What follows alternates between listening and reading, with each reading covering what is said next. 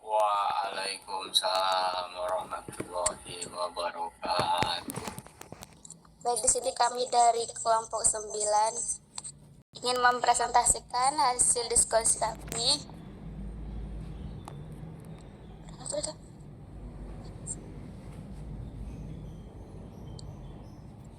Baiklah, di sini kami akan perkenalkan diri terlebih dahulu. Perkenalkan, saya sendiri Mutiara Anggraini dan rekan saya.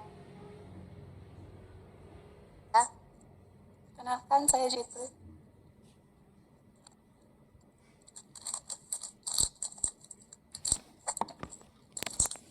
Dan satu lagi ada Nurul Adinda.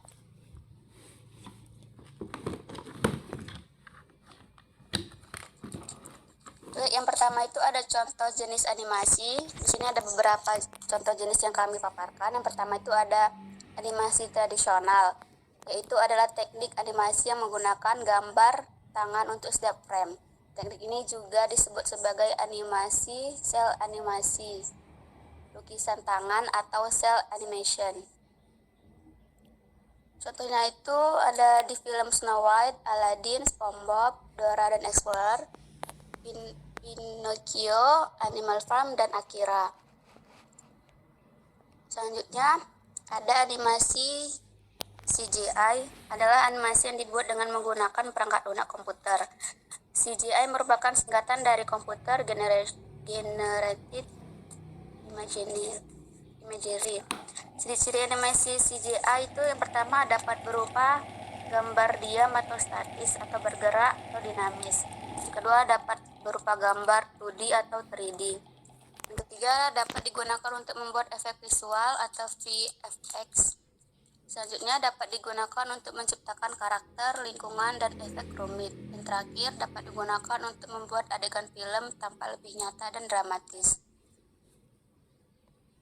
Contoh film yang menggunakan CGI itu ada Westworld tahun 1973, Future World tahun 1976, The Abyss tahun 1989, Toy Story, dan Frozen. Selanjutnya ada animasi stop motion, adalah teknik animasi yang membuat objek seolah bergerak dengan mengambil gambar secara berurutan. Teknik ini juga disebut animasi stop frame. Teknik stop motion lainnya itu ada claymation, puppet animation, cut out animation, pixelation, solid animation. Selanjutnya itu ada beberapa contoh film animasi stop motion. Yang pertama itu ada Sound the Ship, The Nightmare Before Christmas, Frankenweenie, Coraline, Wallace and Gromit.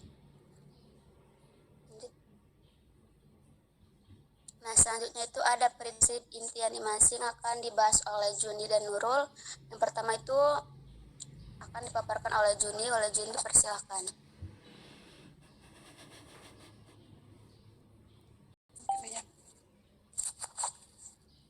Selanjutnya ada prinsip inti animasi. Yang pertama, squash and stretch atau memencet dan meregang.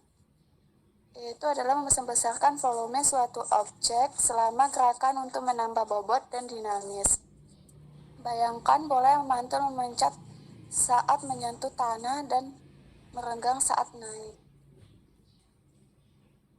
Berikut adalah contohnya. Selanjutnya ada anticipation atau antisipasi, yaitu persiapkan penonton untuk aksi yang akan datang dengan mengisyaratkan secara halus gerakan sebelumnya. Tokoh yang bersandar ke belakang sebelum melompat membangun antisipasi untuk lompatan. Berikut adalah contohnya, yaitu antisipasi memberikan perasaan tujuan di balik suatu tindakan. Dengan demikian, tujuan di balik karakter atau objek yang akan dianimasikan. Katakanlah Anda sedang menganimasikan suatu bentuk karakter yang bergerak dan maju. Jadi dalam gambar ini ada animasi yang lompat-lompat. Selanjutnya adalah Staging atau pementasan yaitu mengkomunikasikan ide dan tindakan secara jelas dalam bingkai melalui komposisi, pose, dan perspektif.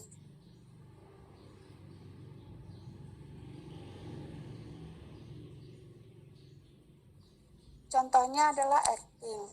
Hampir seabad yang lalu, para animator di Walt Disney hanya dapat bekerja dengan dua warna, yaitu hitam, karakter, dan putih latar belakang.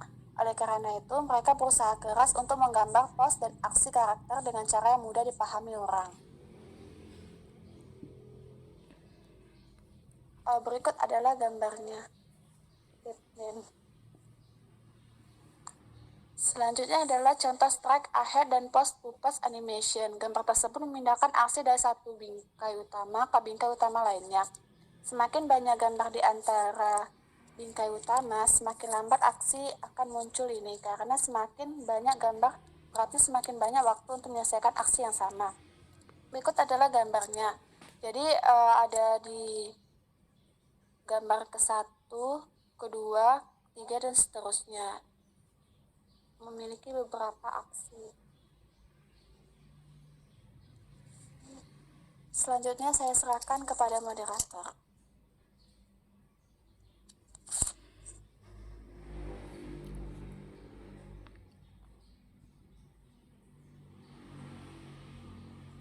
Baik, terima kasih kepada Juni. Selanjutnya ada follow through and overlapping action yang akan dijelaskan oleh Nurul. Pada Nurul dipersilahkan. Baik, terima kasih kepada moderator. Selanjutnya ada follow through and overlapping action. Follow through dan overlapping action ini adalah dua teknik penting yang digunakan dalam animasi untuk menciptakan gerakan yang realistis dan lancar. Teknik ini melibatkan bagian-bagian karakter yang bergerak bahkan setelah karakter tersebut berhenti. Seperti contoh film di samping film Mulan. Di situ kepala Mulan bergerak ke kanan dan ke kiri, tetapi setelah dia berhenti bergerak, rambutnya tetap bergerak.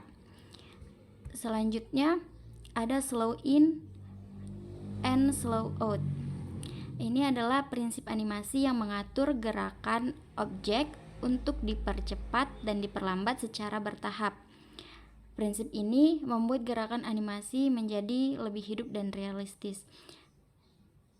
Seperti contoh film di samping. Selanjutnya ada arcs atau busur lengkungan. Nah, busur lengkungan ini mengacu kepada gerakan objek atau karakter dalam lengkungan. Bergerak dalam lengkungan, bahkan gerakan sederhana seperti menoleh, mengikuti jalur lengkung, dan bukan garis lurus. Contohnya kayak film di samping, di situ ularnya bergerak sesuai lengkungan dan seperti asli gitu, dia alami gerakannya. Selanjutnya ada secondary action atau aksi sekunder. Tindakan sekunder ini menyempurnakan tindakan utama dan memberikan lebih banyak detail pada tindakan utama. Tindakan sekunder ini dia dapat digunakan untuk menciptakan ciri kepribadian karakter atau untuk menggambarkan emosi karakter. Seperti video di samping. Selanjutnya ada exaggeration atau berlebihan. Animasi berlebihan ini digunakan untuk menciptakan efek dramatis dan meningkatkan alur cerita. Teknik ini diterapkan pada tindakan, ekspresi, bahkan pose untuk membuatnya lebih berdampak dengan melebih-lebihkan elemen tertentu. Misalnya seperti ekspresi wajah yang ekstrim setelah karakter secara tidak sengaja menabrak tiang membuat adegan tersebut menjadi lucu. Contohnya seperti video di samping. Selanjutnya ada solid drawing. Umumnya dia mengacu pada kemampuan untuk membuat karakter 3 dimensi dalam ruang 2 dimensi dan memberinya bobot. kedalaman, dan keseimbangan. Prinsip ini lebih mendasar bagi animator tradisional. Karena untuk membuat animasinya itu dia meyakinkan animasi tradisional harus mampu menggambar karakter dari sudut manapun. Selanjutnya ada istilah timing.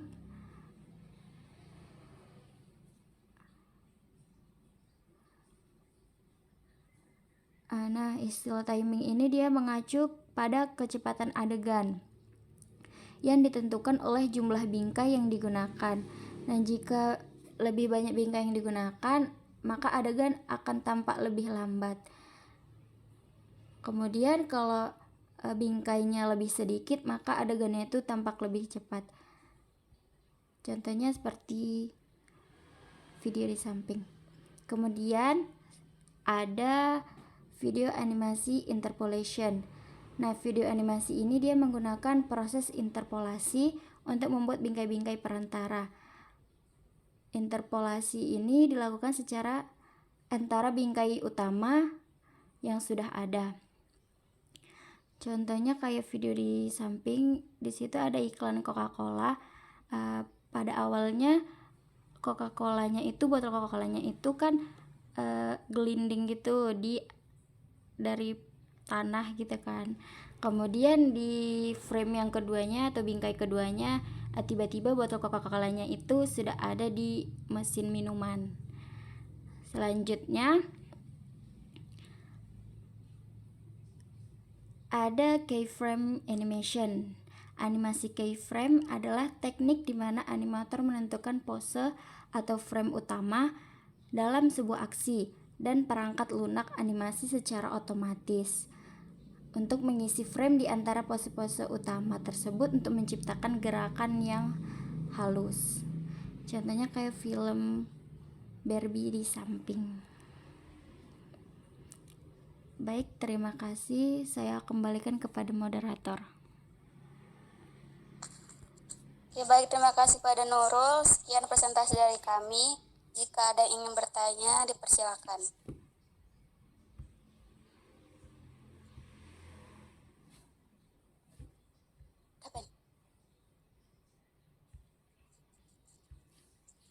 Baik, sepertinya tidak ada. Sekian presentasi kami dari kelompok 9. Assalamualaikum warahmatullahi wabarakatuh. Teman-teman